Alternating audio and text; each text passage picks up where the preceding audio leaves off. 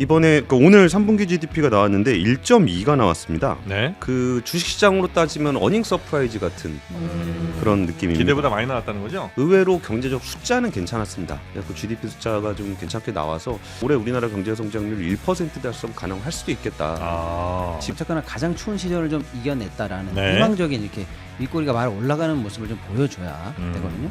그 연간으로도 잘하면 1을 달성할 수 있는 정도의 분기 수치가 나온 거니까 한국 경제에서 수출이 미치는 그 비중, 영향력 네. 뭐 어마어마하다. 거의 뭐 절대적으로 그것 빼고는 얘기가 안 된다라고 했는데 사실 우리가 모르는 사이에 많이 낮아져 있어요. 요즘에. 수출 비중이?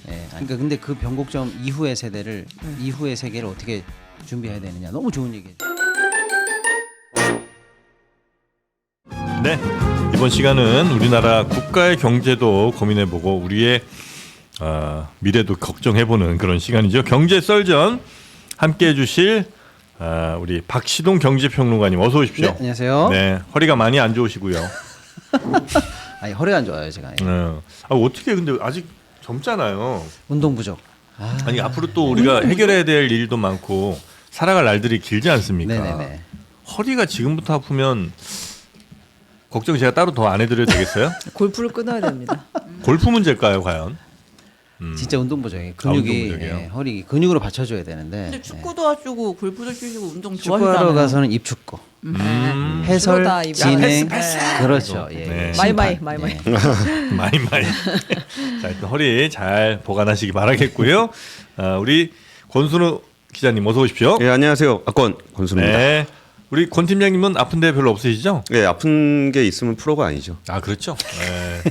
체력조차 사실은 면전에서 조심합니다. 네, 업무의 연장입니다. 네. 자 역시 프로다운 모습 우리 권순우 기자님이셨고요. 그리고 또 경제는 우리 최은경 기자님 어서 오십시오. 네, 안녕하십니까. 네, 반갑습니다. 근데 오늘 스타일이 많이 변하신 것 같아요. 그런가요? 예. 또 어떻게 변했나요? 네. 메이크업 헤어 다 변한 거 아닌가요? 이것도 그냥 분장실에 항상 말씀드리지만 무지성으로 가서 앉아 있으면 아. 분장 선생님의 그날 기분에 필링대로 따라서. 가는 겁니다. 가을 터치. 가을 터치. 가을가요. 네. 오늘 너는 가을이다. 네, 이제 네. 가을로 딱 나오고. 품격 있게, 네. 네, 머리 좀 풍성하게 가자. 뭐 이렇게 하면 또 아. 그분 마음이에요. 뭐 네. 요구 사항이 없잖아요, 그죠? 네, 저 그냥 항상 가만히 앉아 있습니다. 그래서 세 가지 중에 하나를 그냥 네. 알아서 하신다고. 세 가지는 뭐예요? 싹 묶든지 반 묶든지 풀든지 그거 이제 그걸 이제 요구 결정해 사항이 저는 주시는구나. 없기 때문에. 기운에 따라서 좀 바꿔주시나 네, 봐요. 그렇습니다. 자, 우리 최은경 기자님도 허리가 안 좋죠? 네, 안 좋습니다. 네, 이쪽 라인이 이제 허리 안 좋은 라인이고. 네, 운동으로 극복 중이에요. 진짜. 극복 중이시고. 네. 네, 건강해야 됩니다. 맞습니다. 건강한 게 우리 돈 제일 많이 아끼는 거예요, 진짜. 그럼요. 아프면 아휴, 됐습니다. 일단 아프지 맙시다, 우리. 자, 일단 그래도 아픔이 싹 잊어질 정도로 코스피는 많이 올랐습니다. GDP 얘기 먼저 좀 해드릴게요. GDP. 네, 좀 전에 GDP 성장률 발표됐어요? 나왔는데 네. 그러니까 우리나라 GDP 성장률 전망치가 올해 기준으로 한 0.8 정도 됐었어요. 네. 원래 연초만 하더라도 한 1.5 정도 됐었는데 한 좀 여름쯤 되면서 0.8로 내쳤습니다. 그러니까 1.5에서 0.8로 내려갔다라는 건 정말 심하게 내려간 수준이었는데 이번에 오늘 3분기 GDP가 나왔는데 1.2가 나왔습니다. 네. 원래 한 1.1 정도 전망을 했는데 1.2가 나와서 그 주식시장으로 따지면 어닝 서프라이즈 같은 그런 느낌입니다. 기대보다 많이 나왔다는 거죠? 예, 1차적으로 요인으로 보면은 그 내수가 생각보다 좀 좋았어요. 민간 내수가? 소비가 한 1.3% 늘었는데 이게 아무래도 이제 소비 쿠폰의 영향이 좀 있는 것 같아요. 그러니까 소비 쿠폰을 받았을 때 그 쓰다 보면 그거 이상으로 좀 쓰게 되잖아요. 그렇죠. 그래서 그런 거 있었고 또 여름 휴가가 좀 있었고 그리고 이제 코스피가 좀 좋으면 부의 효과라 그래서 이걸 팔아야 내 돈인데 계좌 보면은 또 이제 뭔가 마음이 부자가 된 따뜻하고 기분. 부자가 된 기분으로 부동산 시장도 많이 올랐잖아요. 그러면서 자산 시장의 가격이 상승하면서 뭔가 좀 민간 소비가 좀 괜찮았고요. 그리고 저도 이거는 계속 지켜보고 있던 수치인데 수출 지표가 괜찮게 나왔습니다. 네. 그래서 뭐 사실 올해 초만 하더라도 수출이 굉장히 안 좋을 거다. 그래가지고 뭐 반도체, 자동차 다 안 좋을 거라 그랬는데 걱정했는데. 둘 다 좋았습니다. 반도체는 생각보다 더 좋았고요. 메모리 반도체 가격 자체가 거의 한 두세 배 올랐으니까 그거 되게 좋았고 자동차는 관세 때문에 굉장히 안 좋을 거라고 전망을 하고 실제로 안 좋긴 했습니다. 안 좋은 건 미국 향이 안 좋았습니다. 다른 데는 괜찮고. 예, 그러니까 이제 현대차 같은 경우도 미국에 관세 맞는 거 뭐 어제 오늘 얘기 아니잖아요. 네. 그래서 가만히 있었으면 그거는 경영을 잘못하는 건데 미국향 자동차 수출이 많이 줄긴 줄었습니다. 근데 그 사부작 해가지고 유럽으로 많이 옮겨놨어요. 그리고 미국은 이제 현지 생산을 좀 늘리고 네. 유럽이라든지 중동 쪽 자동차 수출이 늘면서 수출도 예상보다 좀 좋았습니다. 그래서 요즘에 좀 코스피가 왜 그렇게 좋으냐, 경제도 안 좋은데라고 생각하고 있었지만 의외로 경제적 숫자는 괜찮았습니다. 그래서 GDP 숫자가 좀 괜찮게 나와서 그러면은 뭐 모르겠어요. 어떤 평가들을 이제 전문가들을 비롯해서 할지 모르겠는데 일단은 우리는 한국은행에서 좀 전에 그 기자간담회 하면서 얘기했던 거는 올해 우리나라 경제 성장률 1% 달성 가능할 수도 있겠다. 지금 높게 잡아서 한 0.9 정도까지 얘기가 나오고 있거든요. 4분기 잘 해주면 네, 4분기에 뭐 폭망만 안 하면은 한 1% 정도까지 나오지 않겠냐. 근데 뭐 그런 생각은 들죠. 아, 우리가 언제부터 1%에 이렇게 1%의 감동했는가. 서프라이즈를 해야 되는가. 그래서 지수가 많이 올라와 있는 상황이라 다들 마음이 불안하실 건데 네. 경제 펀더멘털도 생각보다는 괜찮더라. 근데 환율은 좀 잘 모르겠어요. 1,400 한 30 몇 원 하죠 지금도. 그렇죠. 네. 그러니까 보통 환율이라는 거는 지수가 안 좋고 경제가 안 좋을 때 보통 환율이 약하거든요. 예. 근데 지수도 좋고 경제도 좋은데 왜 이렇게 환율이 약할까? 근데 이거는 아무래도 좀 에이펙 때 한미 정상회담에서 관세 협상 관련한 기대를 좀 하고. 이슈가 있지 않을까? 그러면은 우리가 1,400원대로 올라와 있긴 하지만 이벤트성이라 그러면은 펀더멘탈한 이슈는 아닐 수도 있겠다라고 좀 생각은 해볼 수 있을 근데 것 어찌 같아요. 보면 환율이 그러니까 우리나라 돈 가치가 낮은 상황이다 보니 그러니 옛날에 1,000달러 팔면 뭐 130만 원이었던 게 지금 143만 원 이렇게 되는 거 아니에요? 네, 네. 그러니까 수출 기업들은 오히려 더 좋을 수는 있겠네요. 실적 같은 것도. 보통은 그런 식으로 설명을 하죠. 경제가 안 좋아서 우리나라의 물건이 싸지면 오히려 수출이 늘어나서 다시 회복이 되는 게 환율 시장이 가지고 있는 자정 기능 네, 중에 네, 하나거든요. 네. IMF 때 생각해 보시면 돼요. 그때는 굉장히 안 좋았지만 그때 뭐 굉장히 또 이제 수출 기업들은 괜찮으면서 빨리 반등을 했었어요. 네. 근데 요즘은 사실 그런 원리가 좀 잘 작동은 안 하는 것은 사실입니다. 뭔가 좀 이렇게 환율이 안 좋을 때 전반적으로 안 좋기 때문에 안 좋다. 그래가지고 사실 현대차가 뭐 돈 많이 벌었죠. 그 환율 덕에 돈을 많이 벌긴 했는데 네. 주가는 그냥 고만고만하게 갔었어요. 근데 최근에 주가가 한 20-30% 올랐으니까 이거는 관세에 대한 관심이 좀 더 많다라고 보시면 될 것 같습니다. 어쨌거나 참 좋은 속보예요. 일단은요. 우리 네. 어쨌거나 뭐 그 코스피도 어제 좋은 소식이 있었습니다만 전체적으로는 자본시장 얘기고 네. 전체적으로 경제가 좋아져야 될 거 아니에요. 근데 우리 경제가 그동안 사실은 뭐 2%대 연간 성장률 그거 깨진 것도 엊그제인데 이제는 뭐 일 가지고도 만족을 겨우 해야 되는 수준으로 사실은 굉장히 긴 겨울을 보내고 있는데 어쨌거나 가장 추운 시절을 좀 이겨냈다라는 네. 희망적인 이렇게 윗꼬리가 말 올라가는 모습을 좀 보여줘야 되거든요. 근데 이번에 아무튼 그 연간으로도 잘하면 1을 달성할 수 있는 정도의 분기 수치가 나온 거니까 좋다고 보고요. 특히 이제 속 내용 중에서 조금 이제 눈길을 끄는 거는 뭐 가불론박이 좀 있었지 않습니까? 민생 소비 가불론박이요? 예. 감론을박 아니에요? 둘 다 맞는 말 아니에요? 아 그래요? 예. 아 죄송합니다. 어쨌든 갑하고 을하고 싸웠다는 거죠. 그렇죠. 예. 논하고 받겠다. 뭐 민생 소비 쿠폰 뭐 많냐 적냐 효과가 있냐 없냐 했으나 어쨌거나 민간 소비 관련해서 3년 만에 최대로 성장한 모습을 좀 보여줬고요. 네. 그다음에 이제 사실은 이제 우리 성장률을 잡아먹는 거. 그래서 황건희 총재가 늘 건설만 아니었으면 더 올라갔을 텐데 이런 얘기를 매번 했었는데 이번에 그래도 건설 쪽이 주는 이 영향이 마이너스에서 드디어 0으로 그러니까 이제 아픈 손가락에서 조금씩 그래도 굳은 살 좀 베기고 네, 네, 새살도 좀 낳는 요 가장 그 관심 있는 요 두 부분에서 뭐 수출은 뭐 원래 그래도 좀 탄탄하게 받쳐줬는데 네. 이 부분이 받쳐주니까 확실하게 이제 양의 흐름이 좀 나오는 것 같아서 내용적으로도 좀 좋다 이렇게 이게 수출 봅니다. 뭐 이런 거 보면서 국가별로 이렇게 하는 게 의미가 이제 있나 하는 생각도 이제 가끔씩 들긴 하거든요. 뭐 당연히 이제 뭐 우리나라 안으로 수출 기업들이 이제 열심히 외화를 벌어서 우리나라 안에서 뭐 또 이런저런 산업들 돌아가니까 당연히 의미는 있는 건데 예전에는 그런 것들이 훨씬 더 이제 많았다면 이제는 그냥 수출 기업들도 돈 벌어서 몇몇 사람들 뭐 대주주나 뭐 이런 사람들이 되겠죠. 그런 사람들의 큰 소득 내지는 그런 사람들만 그냥 돈 벌어서 또 그 사람들은 해외로 또 다 투자하고 그래서 그냥 우리나라 영내 혹은 뭐 이 경계라는 것들이 너무 흐려진 상황이라 그냥 우리나라가 GDP가 뭐 이렇게 됐다 혹은 뭐 수출 기업들이 돈 잘 벌었다 성장률이 뭐 1% 찍었다 이게 이제 크게 우리가 의미를 보통 사람들도 가져야 되는 게 맞나 하는 생각이 좀 들기는 합니다 요즘은. 종프로님의 네. 그 엄청난 식견, 조금 예, 더 무릎을 탁 치는. 예, 고맙습니다. 근데 지금 이 말씀을 왜 드리냐면은 제가 최근 한 2주 동안 좀 인터뷰하기 힘든 분들을 두 분을 인터뷰를 했었어요. 누구죠? 한 분은 대통령실의 김용범 정책실장을 인터뷰했었고 지난주에 최태원 SK그룹 회장을 인터뷰를 좀 했었습니다. 근데 두 분 다 이제 고민하고 있는 부분들이 수출 주도형 경제가 뭔가 한계에 봉착한 것 같다. 네. 근데 그게 단순히 수출이 안 된다는 거의 문제를 넘어서 우리나라는 거의 처음 만들어져 경제를 성장하는 과정이 다 수출 주도 성장이었기 때문에 수출 주도 성장이 아닌 경제 모델에 대해서 한 번도 생각해 본 적이 없어요. 그러니까 그 전에 뭐 우리가 뭐 경제 성장의 신성장 동력을 발굴한다라고 얘기하면은 뭐 자동차 팔리다 안 팔리면은 뭐 전기차 팔고 뭐 중국에 팔다 안 팔리면은 미국에 팔고 미국에 팔다 안 팔리면 아세안에 팔고 뭐 휘발유 어쨌든 팔다가 수출인데. 어쨌든 수출인데 네. 그게 아닌 모델이 뭐지? 라고 생각했을 때 거기에 대한 아이디어가 그러니까 상상의 범위를 좀 벗어나게 되는 거예요.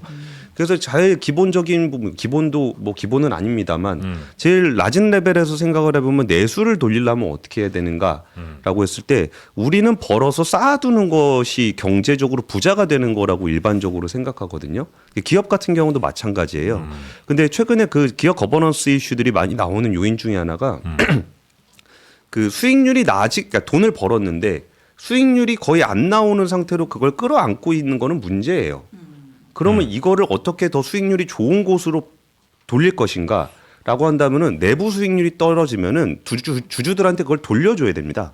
주주들한테 돌려주면 주주들이 그걸 받아서 더 수익률 높은 곳에 투자를 하면 되는 거예요. 그러니까 회사가 100억 벌어갖고 100억을 그냥 회사 안에 가만 갖고 있지 말고 우리 삼성전자 예를 들어서 100억이 아니라 100조 하시죠. 네. 100조. 그걸 이제 국민들, 그러니까 주주들이 이제 가져가게 되면 주주들이 이제 자기가 잘 찾아갖고 예. 더 성장할 기업에 투자를 하거나 아니면 그 돈을 내가 소비를 해서 뭐 전체 경제 내수가 좀 살아나거나 이럴 수 있다. 예, 예.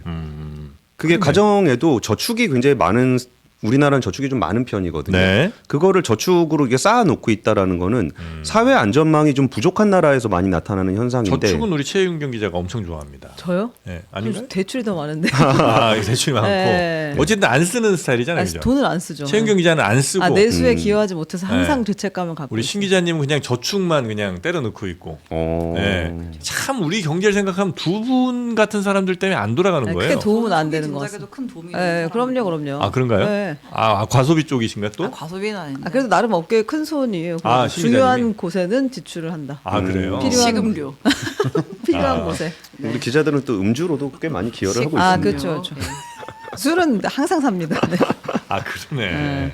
진짜 두 분 진짜 많이 드세요. 지금 쓸데없는 얘기를 왜 하는 거예요? 나라 경제 걱정하고. 네. 어쨌든 네. 개인에서도 사회 안전망이 좀 안정돼 있는 나라에서는 네. 노후를 생각해서 계속 쌓아놓고 있을 필요가 좀 덜해지잖아요. 네. 그런 부분들이 이제 어떤 체질적인 변화를 줘야 되는 건데 네. 그래서 이제 좀 그런 부분 근데 그건 단기에 바뀌기가 좀 어렵잖아요. 근데 그럼에도 불구하고 차분하게 바꿔가야 이제 뭐 지금 딱 봐도 누가 수출 많이 한다 그러면 전 세계가 또 뭐라 그러잖아요. 그러면 거기에서 변해야 된다라는 것에 대한 시급성을 조금 더 인지할 필요가 있는 것 같아요. 우린 근데 내수하기 이제- 너무 작아요 혹시? 아니, 너무 중요한 말씀 주셨는데요. 네. 옛날에는 우리가 뭐 한국 경제에서 수출이 미치는 그 비중, 영향력 네. 뭐 어마어마하다. 거의 뭐 절대적으로 그거 빼고는 얘기가 안 된다라고 했는데 사실 우리가 모르는 사이에 많이 낮아져 있어요. 그 비중이. 수출 비중이? 예, 아니 수출이 우리 경제에 차지하는 포션이 네. 영향력이 많이 낮아지는 중에 있습니다. 어. 그러니까 근데 그 변곡점 이후의 세대를 네. 이후의 세계를 어떻게 준비해야 되느냐. 너무 좋은 얘기 해주셨어요. 네. 근데 이거는 먼 얘기도 아니에요. 예를 들어서 근데 이제 기존에 그럼 수출로 일고 왔던 그 경제가 그럼 뭐 잘못된 거냐? 그건 아니거든요. 근데 이게 약해졌다는 게 두 가지인데 자체적으로 경쟁력이 낮아져서 약해진 거면 우리가 이걸 방치하면 안 되겠죠. 근데 그런 요소도 좀 있어요. 예를 들어서 뭐 미국으로 주요 설비라든지 투자가 계속 나가고 있잖아요. 공장 같은 것도 네. 그렇고요. 뭐 인도로 나가, 중국으로 나가. 예를 들면요. 그런 부분에 있어서 여전히 국내 제조, 여기서 만들어서 수출하는 이런 거에 대해서 우리가 스스로 경쟁력을 포기하거나 잠재 성장률을 까먹는 방식으로 하고 있는 건 아닌가. 요건 하나 보셔야 되고요. 네. 또 하나는 불가피하게 나갈 수밖에 없고 줄어들 수밖에 없는데 이게 약해져서가 아니라 우리 경제가 커지면서 상대적으로 다른 쪽 소득이 많이 늘어나요. 그게 뭐냐? 쉽게 말하면 뭐 투자하는 거, 이자, 배당, 네. 또 공장이 아닌 것들, 관광, 컬처 이런 거 있잖아요. 이런 걸 점점 키워야 되죠. 네. 예, 예. 그런 것들을 좀 키우면 그래도 좀 더 우리가 살아갈 날이 좀 더 윤택해진다 이런 말씀이신 그렇죠. 거죠? 네. 근데 하여튼 우리나라는 내수로 가기에는 너무 인구 규모가 작아요? 옛날에 그럼요. 그래요? 네. 5천만 갖고는 안 돼요? 아유, 안 되죠. 5천만으로는 유튜브도 힘든데 뭐가 쉽게 될 수 있겠어요. 저는 우리가 영어 썼으면 훨씬 쉽게 돈 벌었을 것 같아요. 영어 썼으면. 네, 근데 지금 한국말 쓰는 사람들을 대상으로 이렇게 고퀄리티 콘텐츠를 하다 보니까 지금 숫자가 얼마 안 남은 거 약간 아니에요? MB 때 그 오렌지 그렇죠, 생각이 좀 오렌지. 나네요. 오렌지요. 그때 이제 조금 더 영어 쪽으로 갔었어야 된다. 아니 그거를 다시 한다고 우리가 뭐 열심히 한다고 되는 건 아닌데 근데 저는 궁금한 게 수출을 더 잘하면 안 돼요? 응? 그니까 지금 이제 수출이 지금 국가에서 차지하는 비중이 점점 줄어들고 있다고 네, 하셨잖아요. 네, 네. 근데 제가 봤을 때 지금 문제는 중국에 그동안 갖다 팔던 거 덜 팔고 못 팔아서 오히려 그렇지. 문제지. 네. 우리가 파는 거 말고 뭘 할 수가 있을까? 저는 그죠. 다른 그림이 뭐 안 그려진다고도 하지만 그려야 되나 싶은 생각도 사실은 들어요. 왜냐면 관광을 아무리 키워도 얼마나 여기서 더 돌아다닐 수 있겠어요. 근데 뭘 팔 게 이제 없어졌다니까. 아 그래요? 왜냐면 옛날에 우리가 TV 팔고 뭐 에어컨 팔고 뭐 우리가 잘 만들어 잘 팔았잖아요. 네. 근데 중국이 더 싸게 더 잘 만드는데 어떻게? 아 그럼 이제 우리는 그 경쟁력은 완전히 떨어져서 K컬처를 다른 걸 팔아요. 찾아야 돼요. 네. 그렇죠. TV 뭐 이제 더 이상 우리나라 거 진짜 극소수지 아주 비싼 거 이런 거 말고는 이제 다 힘들어져 갖고. 그러니까 두 가지 측면이 있습니다. 네. 지금 말씀대로 이제 파는 것에 대한 국제 경쟁력 관련한 부분이 하나 있어요. 예. 그러니까 중국에서 많이 따라왔기 때문에 예전에 중국으로 중간재를 팔던 부분들이 좀 많이 수출이 좀 감소를 하게 되고요. 그리고 제품 같은 경우도 전자제품은 중국과의 경쟁력에서 얼마나 더 확장할 수 있을까에 대한 우려가 있어요. 그리고 미국 같은 경우는 우리가 흑자를 내면 낼수록 그런 식의 무역 압박들이 굉장히 높아질 거기 때문에 우리가 팔 것이 좀 적어지고 있다라는 게 한 가지 측면이 있고 또 하나는 이제 제조업 그 제품이거든요. 네. 이른바 우리가 판다라고 얘기하는 것들은 이렇게 형체가 있는 것들을 팔고 있잖아요. 그거를 이제 팔았을 때 마진이 제조업 마진은 전 세계적으로 한 3% 정도로 수렴을 하게 돼요. 근데 거기서 그럼 마진을 좀 높게 가져갈 수 있는 게 뭐가 있냐라 그러면은 이제 컬처 관련한 부분들, 화장품 관련한 것들 이런 것들은 많이 높아질 수는 있거든요. 근데 우리나라는 지금 K컬처가 잘 되고는 있지만 마진이 높진 않아요. 왜냐하면 그게 산업 구조가 다른 나라의 어떤 구조화된 산업에 올라가는 거기 때문에 예를 들어서 드라마를 만들어 판다. 그래서 넷플릭스에다가 뭐 마진 뭐 조금 받아갖고 팔고 뭐 이런 식이기 때문에 여전히 그 컬처 쪽도 이렇게 마진율이 높진 않거든요. 근데 진짜 마진 높게 가져가려면은 우리의 어떤 IP를 가지고 우리가 가지고 있는 플랫폼으로 팔아야 되는 부분들이 있어요. 그 식품 같은 경우도 일회성으로 그냥 파는 게 아니라 뭐 맥도날드 뭐 주구장창 와서 팔고 있잖아요. 그런 식으로 그럼 한식을 어떻게 세계화시켜서 우리가 벌 것이냐. 그러니까 우리가 아무리 일식집을 가지만 그 돈 일본에 내는 건 아니잖아요. 네. 그런 것처럼 K푸드 같은 경우도 단순히 외국인들이 좋아한다는 것보다 우리가 진짜 돈 벌려면 어떻게 해야 되는가에 대한 고민들이 좀 필요한 시점인 것 같아요. 네. 그러니까 뭐 오늘 원래 준비한 주제는 아닙니다. 중요한 주제를 막 네. 주셨으니까 그냥 평소 생각을 많이 얘기한다면 아까 네이버 뭐 응? 그러니까 지금 5천만 내수 5천만에 가져겠다 이런 얘기 할 때 제가 딴 데 가서 항상 드는 예가 이거예요. 네이버. 예를 들어서 미국에 있는 실리콘밸리에 있는 스타트업 같은 것들은 네. 한 6명, 10명이 만들어 가지고 조 단위로 기업 같이 인정받고 세계적으로 터지잖아요. 네. 근데 우리나라의 천재들, 일 제일 잘하는 사람들, 또 자본들 다 모여 있는 1등 기업 네이버는 왜 주가가 요 모양 요꼴이냐라고 하면 비즈니스의 뚜껑이 한반도 베이스입니다. 5천만 베이스예요. 네. 네. 그게 너무 딱 실링, 그러니까 위에 천장에 막혀 있다는 그럼요. 거죠. 아니 네이버가 뭘 못합니까? 포털도 1등이지, 지급 결제 1등이지, 쇼핑도 1등이에요. 근데 실리콘밸리에서 10명이 만든 회사보다 글로벌하게 안 터져요 비즈니스가. 그게 이제 방금 말씀 주신 거고. 그러니까 내수를 여기서만 갖고는 답이 없다. 그 얘기 해보면 글로벌하게 예를 들면 터져야 돼요. 예를 들어서 뭐 두나무랑 합병을 한 해 만에 하잖아요. 했다 쳐. 그러면 이제 예를 들어서 스테이블 코인이 만약에 장착이 되고 지급 결제가 넓혀지고 그동안에 갇혀있던 한반도 경계를 넘어설 수 있잖아요. 5천만 베이스 시장을 넘을 수가 있단 말이에요. 우리가 넘어서 진출하는 거야 아니면 외국인들이 넘어서 더 진출. 편하게 우리로 들어오는 거예요? 다 똑같은 얘기죠 뭐. 예. 그래요? 예. 전 명품 팔면 될 것 같아요. 어? 명품. 명품. 네. 무슨 명품이야? 아까 K 마진 많이 남는 게 장땡이잖아요. 그쵸. 루이비통 모에세넷이 이런 애들이 네. 버킨백 하나 팔고 디올백 하나 팔아서 마진을 얼마나 많이 남기는데. 맞아요. 근데 K컬처 활성화 돼서 한국의 문화나 한국의 뭐 디자인이나 이런 게 되게 좀 이렇게 고급 취향의 것이라는 인식만 심어지게 하면 우리도 그런 글로벌 체인 만들어 쌈지 같은 가지고 거. 아니 화장품도 장뱅이? 진짜 뭐 로레알, 어. 에스티로더 이런 안전지대. 데들이 그 막 산화 브랜드 그러니까요. 100개씩 거느리고 있잖아요. 본질적으로 너무 좋은 다시. 말씀인 우리 게 꽃을 든 남자. 묶어가지고 화장품에 꽃을 든 남자다잉. 넘어갈게요 그러면. 싼 거 빨리 만들고 해서 뭐 어떻게든 방류도 네. 해서 수출해 보고 하던 시절에서 방금 말씀하신 것처럼 고급화해가지고 하나에 1억짜리 사 이게 되는 시장으로 고부가가치 시장으로 계속 우리가 질적으로 전환을 해야 되잖아요. 제약 같은 것들이 마찬가지죠. 막 싼 거, 예? 특허 막 풀린 거 제일 싸게 만들어봐야 이제 중국이나 이런 데서 더 싸게 돼. 만드니까 안 되죠. 그러니까 예를 들어서 신약이라는 이런 걸 해가지고 하나에 5조짜리 네. 계속 팔고 맞습니다. 글로벌 약에 넘겨놓고 판매 로열티 계속 주고 지금 계속 정기적으로 받는 방식으로 이렇게 계속 고부가 가치로 이동을 해야죠. 그러니까 저는 그게 되게 시작인 것 같은 게 좋은 브랜드를 만들어서 판다는 게 되게 애매하거든요. 그러니까 브랜드가 좋다라는 걸 어떻게 만들겠어요? 누구나 다 그건 사실 하고 싶지. 네. 예, 근데 그래서 네. 저는 지금이 되게 좋은 시점인 것 같아요. 지금이? 뭔가 브랜드라는 건 동경이 있어야 네, 되거든요. 고급화 전략이라는 게 있잖아요 마케팅에서도. 근데 예를 들어서 뭐 캄보디아에서 엄청난 고품질의 물건을 고급 명품이라고 판다.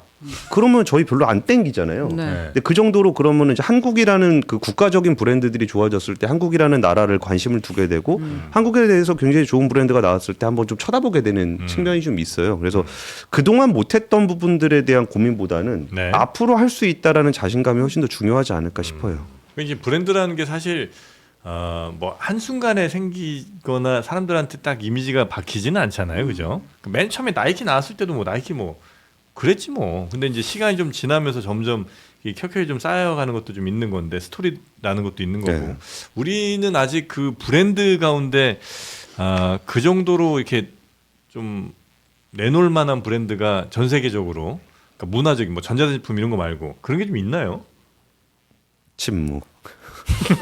아니, 그러니까 그래야 이제 우리의 그런 브랜드가 저 브랜드 벌써 뭐 한 60년 된 뭐 장충동 왕족으로는 있겠지만 네. 그리고 말고 이제 해외에서 상품으로서 살 수 있는 것들 그런 것들이 아직은 좀 우리가 준비가 좀 덜 된 건 아닌가 하는 생각도 좀 해보기는 이게 합니다. 시장인 것 같아요. 해외 편집샵에 가면 음. 국내 디자이너 브랜드 제품이 들어가 있어요. 의류 같은 거? 의류도 들어가 맛땡킴 있고, 이런 거. 예. 맛땡킴 들어가 있고, 맛땡킴이 뭐예요? 해바이킴 들어가 있고, 김해김 들어가 있고, 뭐. 김해김이 그러니까 뭐예요? 유명 한국 출신 디자이너들의 상품이 아니 김해김이 디자이너 이름이에요? 네, 되게 유명한. 김해김 씨라?